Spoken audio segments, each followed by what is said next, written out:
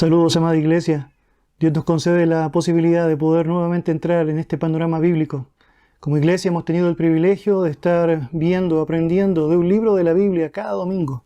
Con este panorama hemos tenido la oportunidad de poder notar parte de lo que significa el trasfondo histórico, un resumen acotado del texto, también información importante como el escritor y las fechas en las cuales cada uno de los libros se escribieron, pero también de las lecciones que sin duda el Señor ha querido compartir en cuanto a lo que es su carácter y también en cuanto a lo que Él espera de los suyos.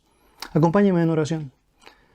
Dios, te damos muchas gracias por darnos el privilegio de poder entrar nuevamente este domingo a aprender de tu santa palabra.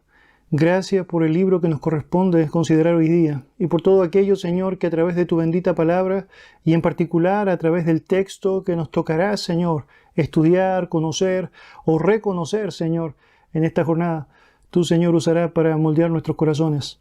Señor, ayúdanos a poder tener una disposición activa a tu verdad y, Señor, ayúdanos a poder en cada momento de nuestra vida estar admirándonos, Señor, de lo que significa tu presencia, lo que significa tu carácter y reconocerte en gratitud permanente por ser nuestro buen Dios. En el nombre de Jesús. Amén. Amén. Hoy nos corresponde, en el marco de nuestro panorama, estudiar sobre el libro de Oseas y con él comenzar una sección que es denominada como los profetas menores. Ahora es muy importante mencionar, tal como la semana pasada escuchamos, que los profetas menores no se llaman así por tener menos importancia, sino que básicamente esta denominación se le asigna por el hecho de que son menores en cuanto a la cantidad de capítulos que están descritos en su contenido. Cuando usted hace una comparación de los profetas llamados mayores, Isaías, Jeremías, Lamentaciones, Ezequiel y Daniel, usted notará que claramente ellos tienen mucha mayor información que lo que se encuentra en los profetas menores, reconocidos como Oseas, Joel, Amós, Abdías, Jonás, Miqueas, Nahum, Habacuc, Sofonías, Ageo, Zacarías y Malaquías. Pero lo cierto es que el tamaño de su extensión en ningún sentido restringe la importancia que pueden tener para nuestras propias vidas y en el marco de la revelación general que Dios ha entregado. Ellos son parte de todo el consejo inspirado por Dios y apreciar cada libro en su contenido es tremendamente santificador.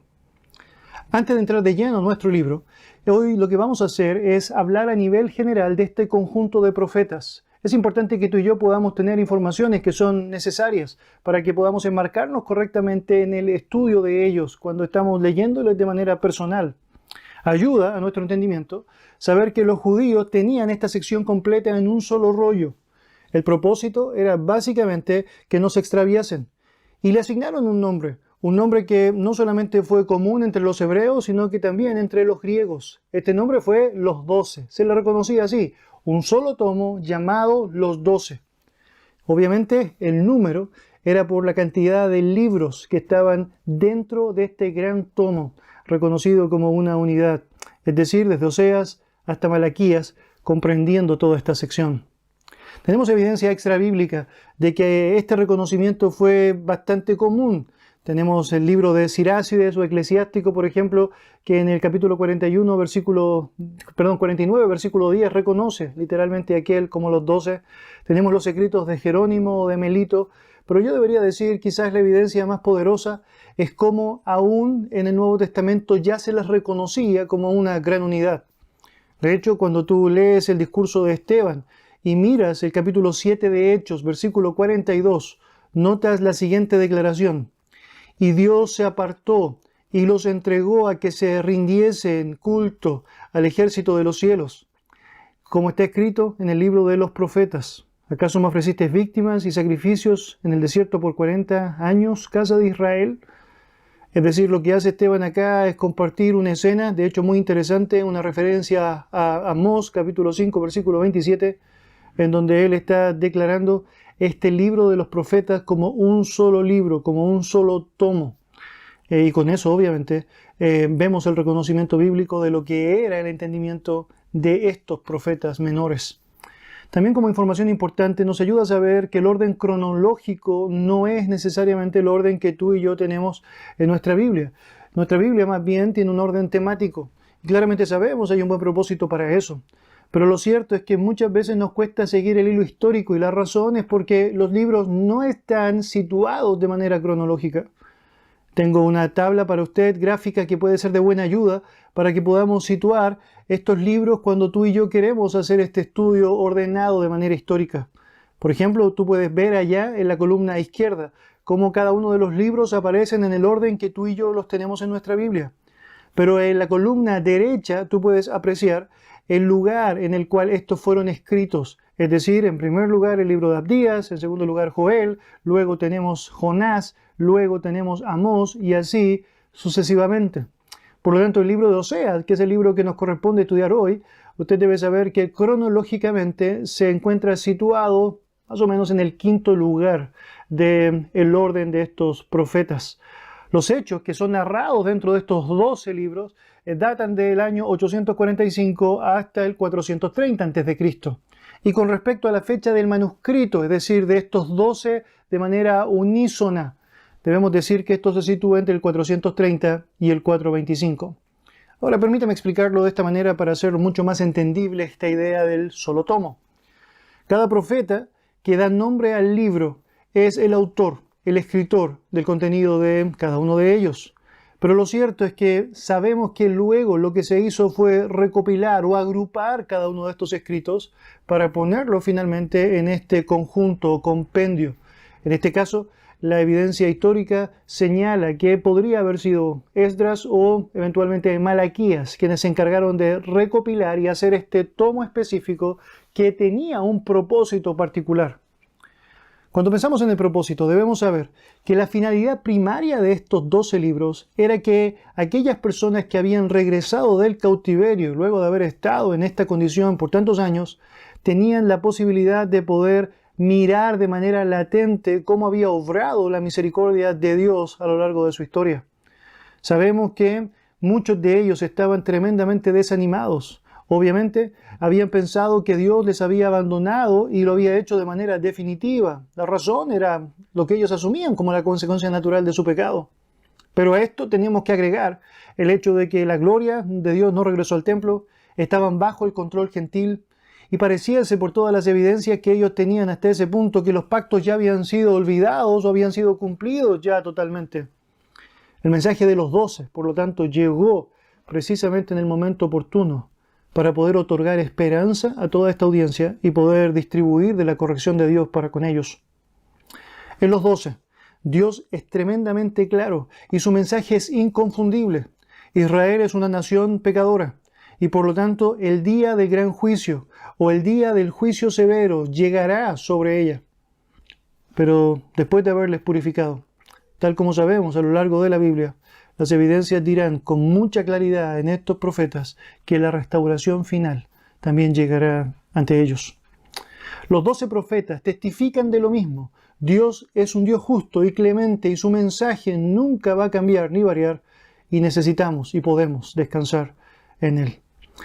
Una cosa más que puede ayudarnos muchísimo para poder entender el contexto histórico y la cronología es observar este gráfico o esta tabla. En esta gráfica que tú tienes allá puedes notar cómo aparece en primer lugar la cronología de los 12 situados en el contexto en el cual ellos llevaron adelante su ministerio. En primer lugar tienes a los profetas Oseas, Joel, Amós, Abdías, Jonás y Miqueas. Ellos fueron parte del reino dividido, cada uno de ellos con un foco específico, tanto en Israel, que era el reino del norte, como en Judá, que sabemos es el reino del sur. Por lo tanto, Oseas fue básicamente un ministro que estuvo, es decir, activando con su base central en Israel, Amós y Jonás.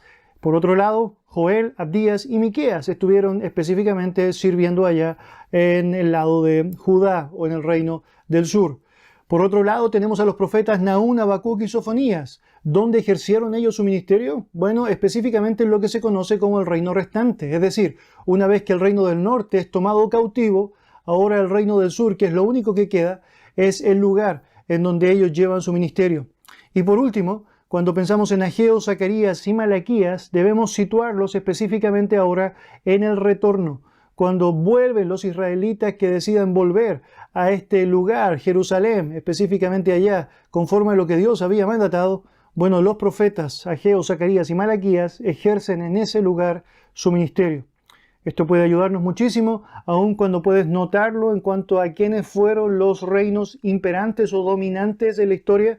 Bueno, Asiria al principio, Babilonia, sabemos con todo el poder que esto implicó, y finalmente Persia teniendo el poder general allá. Dicho lo anterior, nos vamos a predisponer entonces ahora a apreciar el libro de Oseas. ¿Qué es lo que sabemos de este libro? Bueno, en primer lugar, que su autor es precisamente Oseas, y el nombre del profeta significa salvación. De hecho, la forma original de su nombre es la misma de Josué. Josué. Toda la información que tenemos sobre la vida de Oseas es la que podemos desprender del mismo libro. No hay mucho más afuera de este libro que podemos comprender sobre la vida de este profeta. Ahora, lo cierto es que lo que tenemos ya es buena información, y hacemos bien en poder considerarla en detalle. Mire por favor Oseas capítulo 1, versículo 1. La palabra del Señor dice lo siguiente: palabra de Jehová que vino a Oseas, hijo de Beeri, en días de Usías, Jotam, Acaz y Ezequías, reyes de Judá, y en días de Jeroboam, hijo de Joás, rey de Israel. Bueno, cuando miramos un texto como este, sabemos que Oseas es un profeta que en primer lugar recibe la mismísima palabra de Dios. Dice el texto, palabra de Jehová que vino a Oseas. Esto da la autoridad al libro. Sin duda alguna, lo que tenemos acá no es palabra de hombre, sino que es palabra de Dios. Y francamente Dios lo que ha hecho es compartir con Oseas lo que Él desea que sea comunicado por su boca. Pero además, lo que Dios desea que Oseas viva para poder dar una lección clara de lo que significa la realidad de Dios y el pueblo de Israel. Sabemos por el texto que es hijo de Beeri. Ahora no tenemos mucha más información sobre este, pero sí sabemos también sobre Oseas que él llevó adelante su ministerio bajo los reyes del sur, Usías, Jotam, Acaz y Ezequías, y mientras estaba comenzando el reinado de Jeroboam en el norte. La mención de Usías, por ejemplo, nos ayuda mucho para comprender que fue un profeta que estuvo en paralelo con Isaías y su ministerio. ¿Recuerda usted allá en el estudio de Isaías? Bueno, él comenzó su ministerio mientras o bajo el reinado de Usías. Con esta información podemos considerar muchísimas cosas, no solamente poder situar los años en donde él llevó su ministerio, sino también calcular cuántos años fueron los años de su ejercicio. Desde el 755 hasta el 710, casi 50 años de ministerio profético de este siervo de Dios. Aunque él se dirige tanto a Israel como a Judá, tuvo su foco bien marcado en el norte. Y hay varias evidencias en la Escritura que nos ayudan para reconocer aquella verdad. Por un lado, sabemos que en el capítulo 7, versículo 5, él reconoce al rey del norte como nuestro rey, obviamente haciendo la asimilación de lo que significa su condición allá.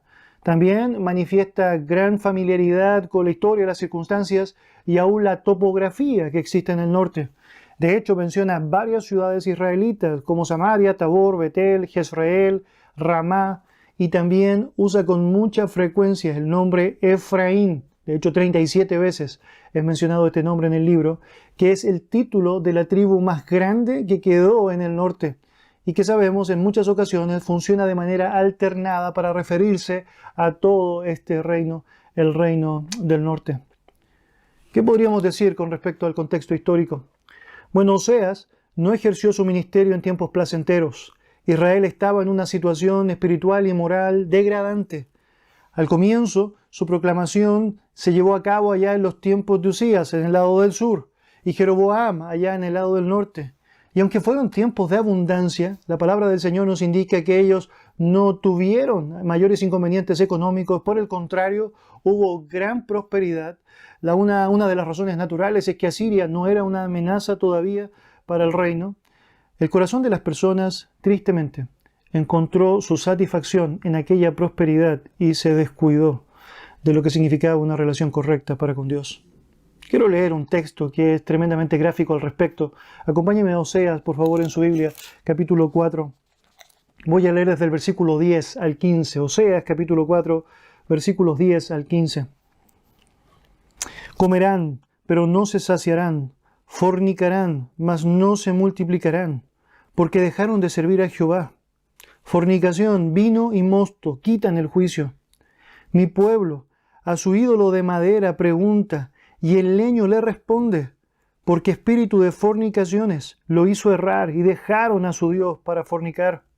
Sobre las cimas de los montes sacrificaron e incensaron sobre los collados, debajo de las encinas, álamos y olmos, que tuviesen buena sombra. Por tanto, vuestras hijas fornicarán y adulterarán vuestras nueras. No castigaré a vuestras hijas cuando forniquen, ni a vuestras nueras cuando adulteren, porque ellos mismos se van con rameras y con malas mujeres sacrifican. Por tanto, el pueblo sin entendimiento caerá. Si fornicas tú, Israel, a lo menos no peque Judá, y no entréis en Gilgal, ni subáis a Bet-Aven, ni juréis, vive Jehová. Las expresiones que aparecen en este relato son tremendamente fuertes en cuanto a la acusación que Dios está llevando adelante hacia Israel. Es claro que los términos fornicación, términos como quitada de juicio, vino o mosto, nos hablan del descontrol que implicaba el hecho de que ellos estaban dejando a Dios del lugar que a Él le correspondía y estaban asimilando ellos las propias directrices de su corazón engañoso y perverso. Ellos están llevando adelante un adulterio espiritual, pero también físico, en alianzas con otros que francamente no eran correctos ante los ojos de Dios. Por lo tanto, el propio juicio que estaban recibiendo ahora era seguir sumidos en la desgracia de su propia depravación ante el Señor. El pueblo de Israel es acusado de parte de Dios por fabricarse ídolos de madera, por comunicarse con ellos y dejar a la viva voz de aquel que está dispuesto y está anhelante de escuchar a los suyos. En la historia, después de la muerte de Jeroboam II, la estabilidad política también se perdió. La prosperidad empezó cada vez más a decaer y lo que sabemos es que si rey tras rey empezó una gran decadencia en cuanto a lo que significó la autoridad y la lógica estable que había hecho que al menos materialmente el pueblo prosperara por una época. De hecho, cuando tú analizas la historia, ves que los últimos 6 reyes del norte que existieron tuvieron finales tristes. De hecho, 5 de ellos fueron derrocados y solamente uno murió por muerte natural. Con esto, otra vez, vemos cómo la moral, la espiritualidad y claramente todo lo que involucraba la vida social estaba siendo distorsionada por el pecado. Oseas fue testigo directo de cada una de estas marcas de decadencia, incluyendo lo que significó el derrocamiento final por medio de Asiria. Comparto con ustedes un relato de Carol Gillis, que lo llevó adelante en su libro El Antiguo Testamento, un comentario sobre su historia y literatura. Quizás esto nos puede ayudar a hacer mucho más gráfico lo que realmente estaba pasando en aquel lugar. La sangre se derramaba como agua hasta que una corriente confluyó con otra y se extendieron sobre la tierra como una contaminadora inundación. El adulterio quedó consagrado como acto religioso. Los que destacaban en rango destacaban en disolución. El pueblo y el rey vivían en libertinaje y alcoholizado rey se unía a los librepensadores y blasfemos de la corte y los animaba. Los idolátricos sacerdotes amaban los pecados del pueblo y compartían en la corrupción que se había extendido por toda la tierra. Incluso aquellos lugares que habían sido sagrados en el pasado por las revelaciones de Dios u otras misericordias de sus antepasados, Betel, Gilgal, Mizpa, Siquem, eran ahora especiales escenas de corrupción y de pecado. Oseas tiene la misión de predicar en ese contexto, con esa desviación moral que Israel está manifestando, anunciando ahora que el juicio será inminente y que claramente Dios, que es grande en misericordia, no tendrá por inocente al culpable. Para ampliar nuestro contexto, nos ayuda mucho señalar también que las circunstancias en el tiempo de Oseas, en el reino del sur, no eran muy diferentes. Usurpando la función sacerdotal, usted debe saber, Usías fue azotado por lepra. Jotam luego toleró las prácticas idólatras, abriendo el camino para que Acaz alentara la adoración a Baal, que aparece descrito en muchas ocasiones en el libro de Oseas. El avivamiento de Ezequías únicamente sirvió para reducir la aceleración de Judá hacia un destino similar a la de su hermana del norte. Pero los reyes débiles, reyes, es decir, sin convicciones correctas, empezaron obviamente a decaer y decaer al punto que desatendieron completamente lo que significaba el valor de Dios, aquel Dios que les había permitido experimentar toda la misericordia que tenían hasta ese punto. Permítame compartir un texto allá en Oseas que puede graficar muy bien cómo aún la autoridad estaba actuando de manera tan incorrecta. El capítulo 7 de Oseas, versículo 11, nos señala lo siguiente. Efraín fue como paloma incauta, sin entendimiento. Llamarán a Egipto, acudirán a Asiria.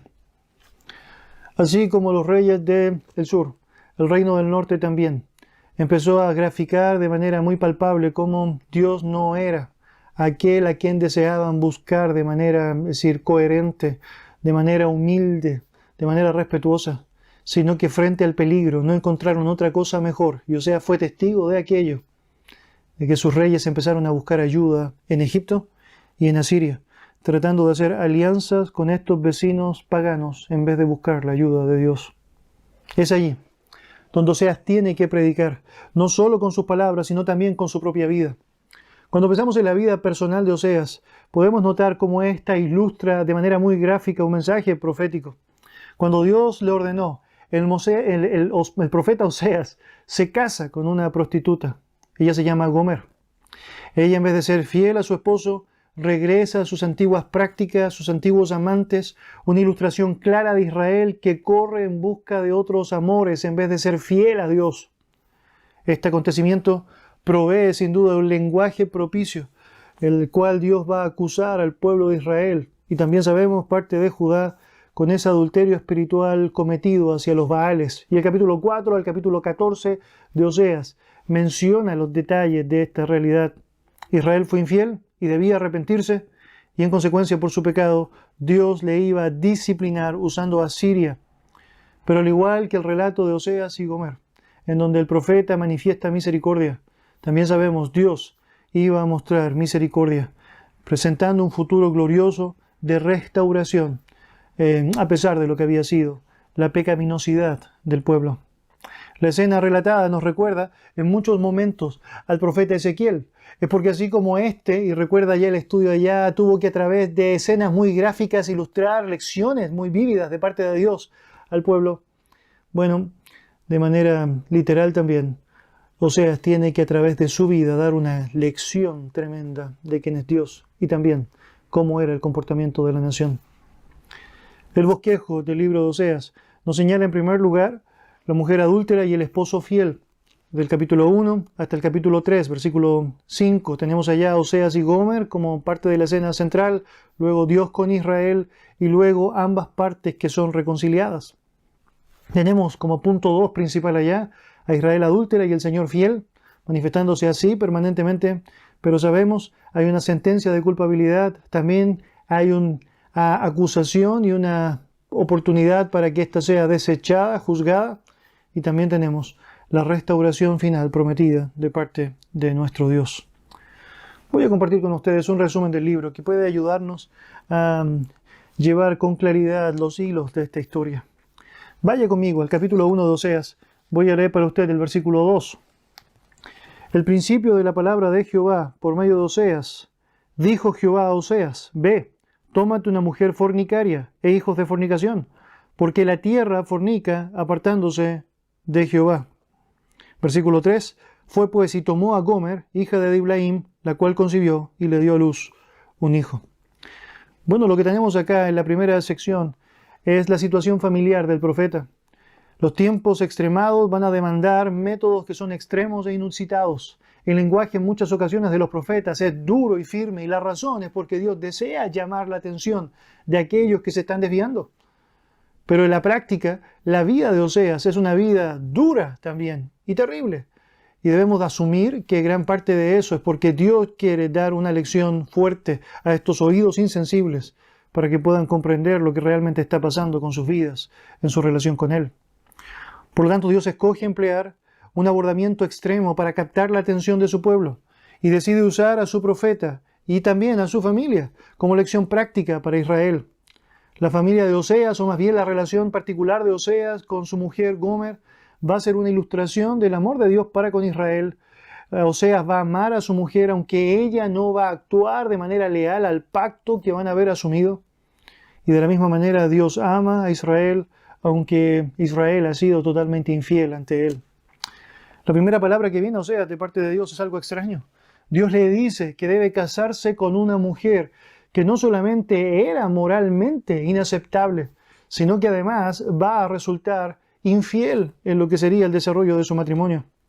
El término mujer fornicaria, que aparece allá en el versículo 2, sugiere intensamente que la mujer era culpable de inmoralidad sexual antes del matrimonio. Quizás era una prostituta, o quizás ocultaba todo eso dentro de un contexto en donde sabemos muchos templos paganos utilizaban a la prostitución como parte de los actos religiosos. La imagen es usada por Oseas a lo largo del texto, porque francamente Dios quiere mostrar a través de eso cómo el mismo pueblo de Israel se había prostituido, dejándose llevar por amores impropios, incorrectos y claramente infructuosos para asumir una vida lejana a Dios. Oseas se casa con Gomer y nacieron 3 hijos, que recibieron 3 nombres que iban también reflejando ciertos momentos de la historia de Israel. Cuando tú lees, por favor, conmigo allá, versículo 4 en adelante, notarás lo siguiente. Y le dijo Jehová, ponle por nombre Jezreel, porque de aquí a poco yo castigaré a la casa de Jehú por causa de la sangre de Jezreel, y haré cesar el reino de la casa de Israel. Y en aquel día quebraré yo el arco de Israel en el valle de Jezreel. Concibió ella otra vez y le dio a luz una hija. Y le dijo Dios, ponle por nombre Lo-ruhama, porque no me compadeceré más de la casa de Israel, sino que los quitaré del todo. Mas de la casa de Judá tendré misericordia y los salvaré, por Jehová su Dios, y no los salvaré con arco, ni con espada, ni con batalla, ni con caballos, ni jinetes. Después de haber destetado a Lo-ruhama, concibió a Dios luz un hijo. Y dijo Dios, ponle por nombre Lo-ammi, porque vosotros no sois mi pueblo, ni yo seré vuestro Dios. A través de los nombres de cada uno de estos hijos, Él estuvo reflejando cada parte de la historia de Israel hasta ese punto allá. Evidentemente Gomer no estuvo dispuesto aún, al haber visto el amor de su esposo y al haber concebido la realidad de hijos, a seguir esa vida matrimonial y vivir de una manera correcta, sino que lo que sabemos según el texto bíblico es que abandonó a Oseas siguiendo una vida de inmoralidad. Sin apreciar la maravilla de un matrimonio, ella estuvo dispuesta a quebrantarlo y obviamente a volver a aquello de lo cual, es decir, ella debería haber salido y debería haber dejado. Mire el capítulo 2, por favor. Quiero leer esta escena francamente terrible siendo descrita por Oseas. Versículo 2. Contended con vuestra madre, contended, porque ella no es mi mujer, ni yo su marido. Aparte pues sus fornicaciones de su rostro y sus adulterios de entre sus pechos. No sea que yo la despoje y desnude, la ponga como el día en que nació, la haga como un desierto, la deje como tierra seca y la mate de sed. Ni tendré misericordia de sus hijos, porque son hijos de prostitución. Porque su madre se prostituyó, la que los dio a luz se deshonró. Porque dijo, iré tras mis amantes, que me dan pan, y mi agua, mi lana y mi lino, mi aceite y mi bebida. El profeta, a través de este relato, está mencionando cómo la madre de sus hijos estaba ahora llevando adelante una práctica nuevamente llena de inmoralidad. Se había volcado a lo que significaba aquello que parecía atractivo ante sus ojos y atribuye a lo que significó esta práctica inmoral la abundancia de su propia vida. El texto habla que ella asumía que ir tras sus amantes involucraba el recibir todos los elementos de prosperidad como el pan, el agua, la lana, el lino, el aceite y la bebida. Pero lo cierto es que no estaba notando que era su propio marido, Oseas, quien no le descuidó y que aún en medio de esa infidelidad siguió proveyendo para ella. Mire lo que dice versículo 8. Y ella no reconoció que yo le daba el trigo, el vino y el aceite, y que le multipliqué la plata y el oro que ofrecían a Baal. Mire todo esto que aparece descrito allá, sin duda alguna es la escena de lo que Dios mismo hacía con el pueblo de Israel. El pueblo de Israel estaba descuidándose de Dios y estaba dejándose llevar por lo que significaban los cultos idolátricos y las alianzas paganas, asumiendo que eran estos ídolos impropios los que estaban dándole la fructificación que recibieron en el tiempo de Jeroboam II. Pero lo cierto es que era el mismo Dios que estaba manifestando su misericordia a pesar de su pecado. Mis hermanos, yo creo, es una gran reflexión que tú y yo podemos hacer. En muchas ocasiones estamos atribuyendo a otro o a otros una realidad que sabemos proviene absolutamente de la misericordia de nuestro Dios. Todo lo que significa el hecho de que nuestros pies estén sostenidos, estemos vivos, podamos respirar este aire, no es otra cosa que producto de su gracia abundante a nuestras vidas. Y Él debería llevarse por siempre la gloria al respecto. Gomer, en esta buena vida que según ella estaba llevando ahora, bajo la lógica inmoral, tuvo lo que francamente sucede cuando decides desviarte de Dios, un terrible final. Y terminó, tal como dice el texto bíblico, en una terrible subasta, vendida como una esclava. Y Dios le dice a Oseas que él debe ir a ese lugar y debe comprar a su mujer, que le había, es decir, engañado, y debe restaurarla como su propia mujer. Vaya capítulo 3, por favor, versículo 1. Mire lo que dice el relato allá. Me dijo otra vez Jehová, ve, ama a una mujer amada de su compañero, aunque adúltera, como el amor de Jehová para con los hijos de Israel, los cuales miran a dioses ajenos y aman tortas de pasas. La compré entonces para mí, por 15 siglos de plata y un homer y medio de cebada. Y le dije, tú serás mía durante muchos días, no fornicarás ni tomarás otro varón, lo mismo haré yo contigo. Porque en muchos días estarán los hijos de Israel sin rey, sin príncipe, sin sacrificio, sin estatua, sin efod y sin terafines. Después volverán los hijos de Israel y buscarán a Jehová su Dios y a David su rey, y temerán a Dios y a su bondad en el fin de los días.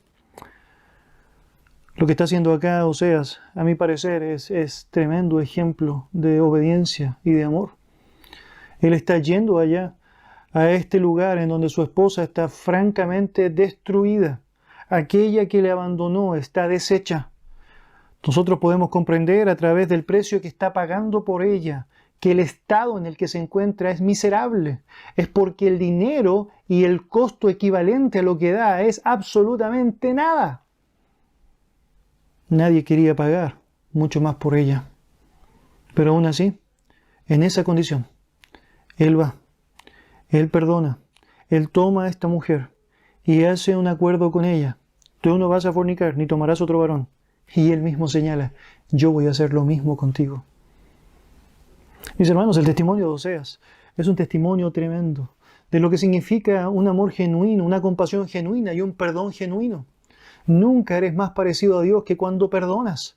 Y claramente Oseas fue seleccionado por Dios para darnos un ejemplo palpable de que hombres y mujeres como tú y como yo podemos, independiente de la situación que hemos experimentado, en la gracia del Señor, francamente perdonar. Cuando pensamos en lo que Cristo hizo por nosotros, redimiéndonos y sacándonos de la condición de ser esclavos del pecado y presos de maldad, ahora una condición para ser llamados hijos suyos, es algo que no solamente nos conmueve, sino que además nos motiva a ser buenos ejemplos en lo que significa el accionar de nuestras vidas al respecto.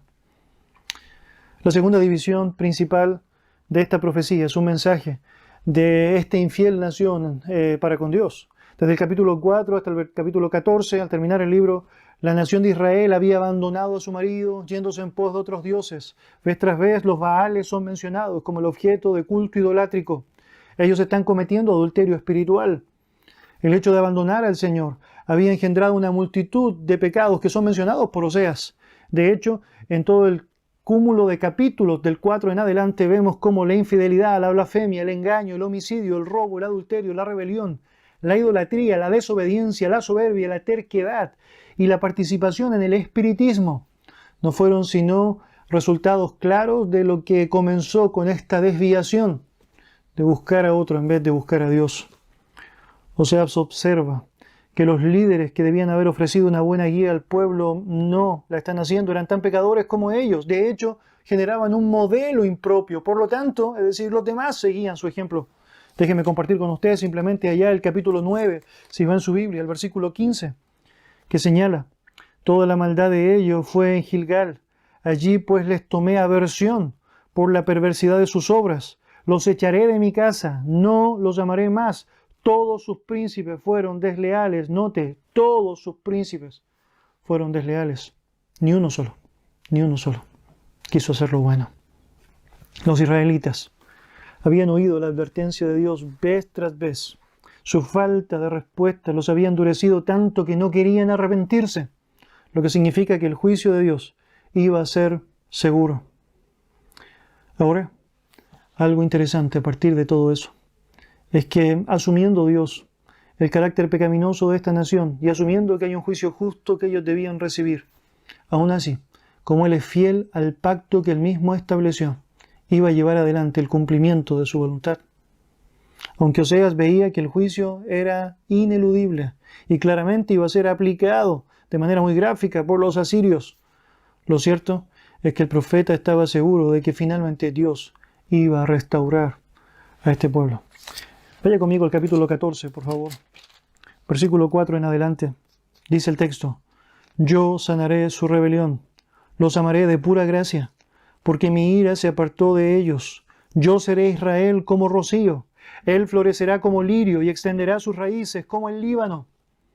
Se extenderán sus ramas y serán su gloria como la del olivo y perfumará como el Líbano. Volverán y se sentarán bajo su sombra. Serán vivificados como trigo y florecerán como la vid. Su olor será como el vino del Líbano. Efraín dirá: ¿qué más tendré ya con los ídolos? Yo lo iré y miraré. Yo seré a él como la haya verde. De mí será hallado tu fruto. ¿Quién es sabio para que entienda esto y prudente para que lo sepa? Porque los caminos de Jehová son rectos y los justos andarán por ellos, mas los rebeldes caerán en ellos. El libro de Oseas termina con esta gran esperanza del profeta, arraigada en lo que había sido la propia promesa de nuestro Dios a través de su pacto.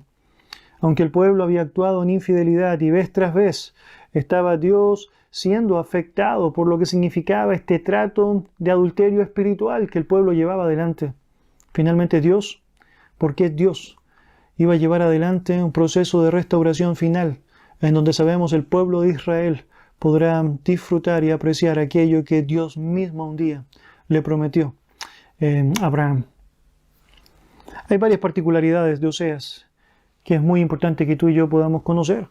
Debería decir que si bien no sabemos más de la historia del profeta aparte del libro, el contenido de este es muy citado en el Nuevo Testamento.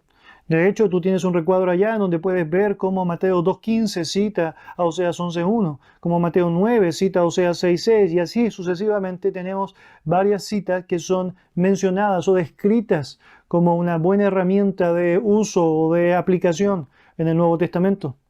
También debería señalar que hay varias características de Dios en el libro, y vemos cómo Él es accesible, bueno, bondadoso, amoroso, misericordioso y proveedor.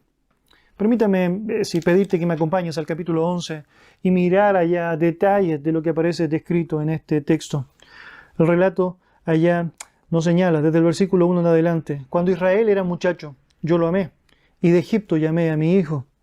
Cuanto más yo lo llamaba, tanto más se alejaba de mí. A los Baales sacrificaba y a los ídolos ofrecía sahumerios.